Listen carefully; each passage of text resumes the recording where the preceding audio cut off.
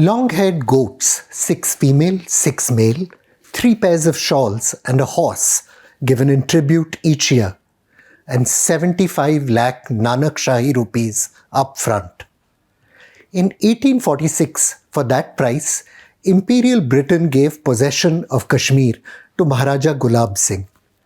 The new ruler made pilgrimages to Amarnath and Haridwar, endowed the Raghunath temple in Jammu, and closed butchers on Dashera and Diwali. He stopped giving alms of rice and oil to the shrine at Aish Muqam, while the Jamia Masjid in Srinagar fell into ruins. They sold farmer and cornfield, river and garden. Poet Muhammad Iqbal wrote of the Treaty of Amritsar. They sold a people, and at a price so cheap. Gulab Singh and his heirs plundered the peasants savagely, imposing taxes and forced labour, just like feudal rulers across India.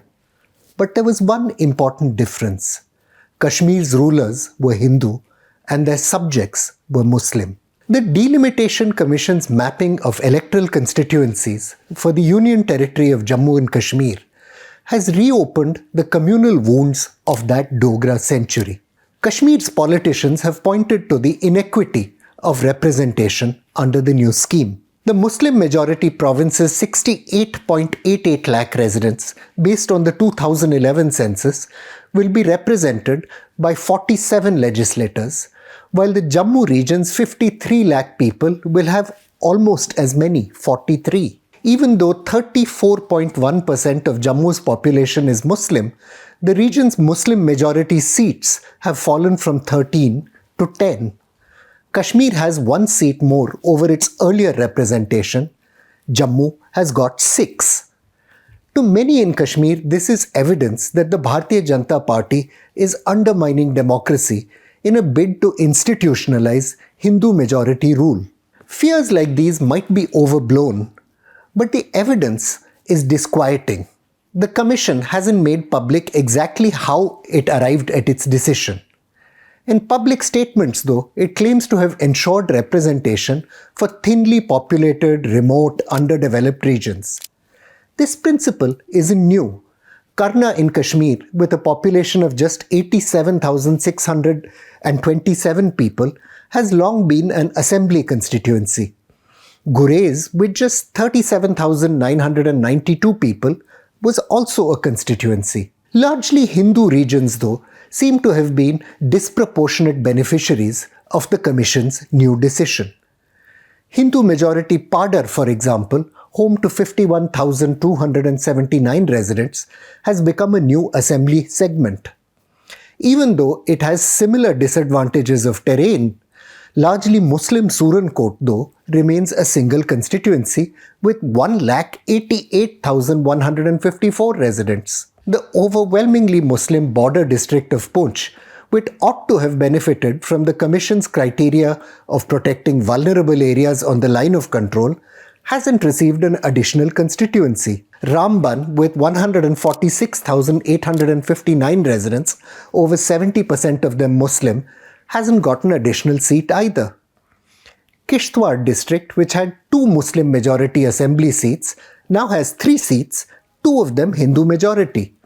The adjoining district of Dogra, which also had 2 Muslim majority constituencies, similarly now has 2 Hindu majority seats out of 3. Each Lok Sabha constituency is now made up of exactly 18 assembly constituencies.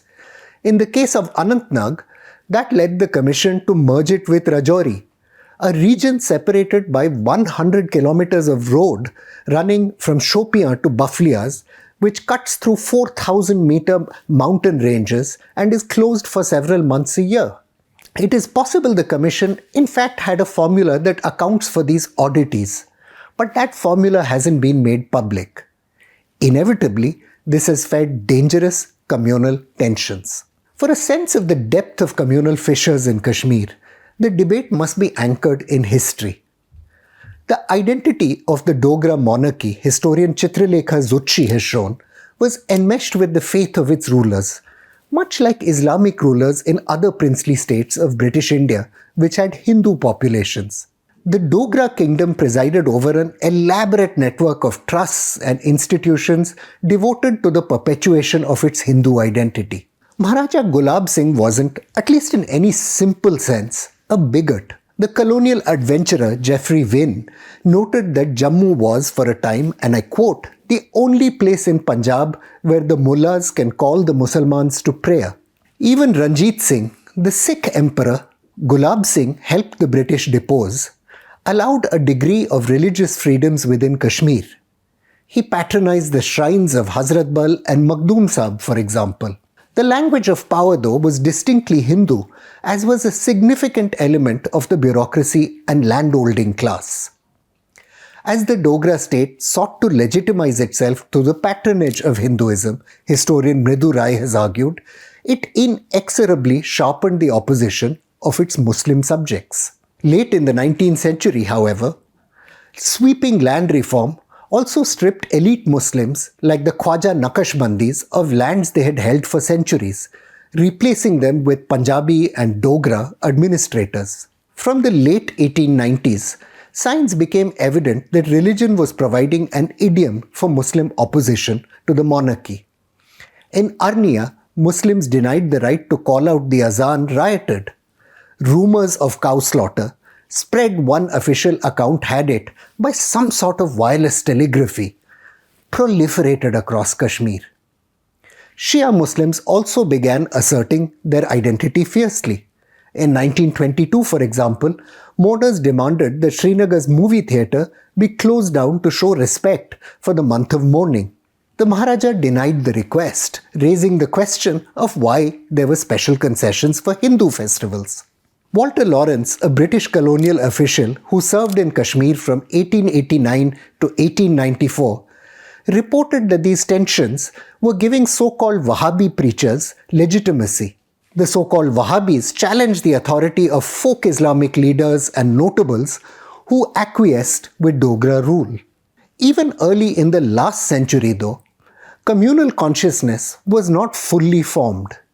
In his 1912 poem, The Greasenama, the religious revivalist poet Maqbool Shah Kralwadi lamented Kashmir's peasants who, he wrote, I quote, regard the mosque and the temple as equal, seeing no difference between muddy puddles and the ocean.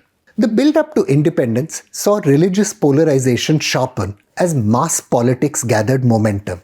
Srinagar's Mirwais Rasool Shah, the grandfather of the current Mirwais Umar Farooq, set up the Anjuman Nasratul Islam in 1899 as a platform for Muslim grievances. Led by Sayyid Hussain Shah Bakhtu, the neo-fundamentalist Jamaat Ahle Hadith also made its appearance at around the same time. Kashmir's Pandits, well entrenched in the bureaucracy and relatively affluent, were perhaps inevitably sucked into this conflict. In 1923, for example, a dispute broke out in Srinagar's Mala Khan quarter after claims were made that the construction of a new temple was damaging Muslim graves. From the first decade of the century, communalism gained traction in Kashmir. In 1931, after Dogra troops killed 28 protesters in Srinagar, Hindu-owned businesses and homes were attacked. More communal violence broke out that September, involving mobs which massed with weapons. Even though Kashmir itself saw no partition violence, this violence cast a toxic shadow. There isn't a single Muslim in Kapurthala, Alwar or Bharatpur, independence movement leader and Kashmir's first Prime Minister, as he was then called, Sheikh Mohammad Abdullah, ruminated. Kashmiris, he added, feared, and I quote, the same fate lies ahead for them too. In one speech, Abdullah claimed that the Jansangh-linked Praja Parishad was part of a project to convert India into, and again I quote, a religious state wherein the interests of Muslims will be jeopardized. In the 1963-1964 period, these communal anxieties exploded in the form of anti-India protests after the alleged theft of a religious relic from Hazrat Bal. 10 years after that, an image of the Prophet Muhammad drawn in a colonial-era encyclopedia led to massive riots in Anantnag. Kashmir's religious right wing has capitalized on these chasms. The Jamaat-e-Islami scholar Yoginder Sikand has written, believed that, I quote, a carefully planned Indian conspiracy was at work to destroy the Islamic identity of the Kashmiris. At a March 1987 rally in Srinagar, candidates of the Jamaat-linked Muslim United Front, dressed in the white robes of the pious, declared that Islam could not survive under the authority of a secular state. These strains, scholar Navneeta Behra has shown, polarized entire communities and regions, laying the social foundation for the long, brutal insurgency which still rages on. Ever since 2008, terrorism levels have remained relatively low. Kashmir, though, has witnessed multiple eruptions of mass violence centered around issues of religious identity.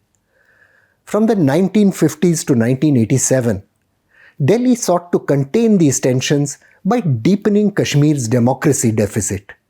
It arrested dissident leaders, manipulated politics, and rigged elections. The delimitation process is the latest political exercise that casts questions over India's democracy. It shows that policymakers flail in the face of the Kashmir challenge. I'm Praveen Swami and I'm National Security Editor of ThePrint.